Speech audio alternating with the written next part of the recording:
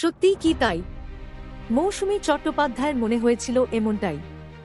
জয়া বচ্চনের তরফ থেকে যে অভিজ্ঞতার সম্মুখীন হতে হয়েছিল তাকে, সেটা একটা সুখকর নয়। মৌসুমী জানিয়েছিলেন কলকাঠি নেড়ে নাকি জয়া মুখের ভাত কেড়ে নিয়েছিল। কি এমন ঘটেছিল?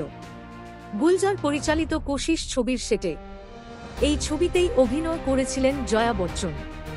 তবে জানেন কি, জয়া নয় বরং এই ছবিতে অভিনয় করার কথা ছিল মৌসুমী চট্টোপাধ্যায়ের। 3 দিন শুটিং হয়ে যায় সিনেমার, কিন্তু হঠাৎই একদিন বাদ দিয়ে দেওয়া হয় মৌসুমীকে। সেই বাদ দেওয়ার নেপথ্যে হাত ছিল জয়ার। আর এমনটা আজও মনে করেন মৌসুমী। কেন?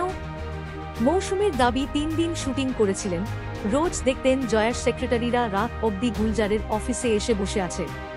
কেন কি কারণে তা বুঝে ওঠার আগেই হঠাৎই একদিন গুলজার সাহেব এসে বলে গেলেন আগামী কাল থেকে বেশি রাত পর্যন্ত শুটিং করতে হবে, কিন্তু মৌসুমীর পক্ষে তা সম্ভব ছিল না। সেই সময় সদ্য মা হয়েছেন মৌসুমী। তিনি কোলের সন্তানকে বাড়িতে রেখে শুটিং করতে আসছেন, এটাই বেশি, সেখানে বেশি রাত পর্যন্ত শুটিং করতে পারবেন না। গুলজার সাহেবকে বলে দেন তার পক্ষে সম্ভব নয়। বেশ ঘটে যায় বিপত্তি। ব্যাপারটাও ভালোভাবে নেননি গুলজার সাহেব। সকলের সামনে মৌসুমীকে জানিয়ে দেন বহু নায়িকা লাইন দিয়ে দাঁড়িয়ে আছে এই চরিত্রের জন্য। ওদিকে বরাবরই মৌসুমী স্পষ্টবাদী, তিনি মুখের উপরে বলে দেন তাহলে তাদেরকেই নিন। এরপর ঘটে সেই ঘটনা, বাদ পড়ে যায় মৌসুমী আর অভিনয়ে ঢুকে পড়ে জয়া।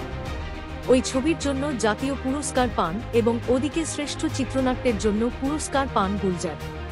বছর পেরিয়েছে, বেড়েছে বয়স, বয়েছে সময়, তবে সেই খারাপ লাগা আজও কমেনি মৌসুমীর।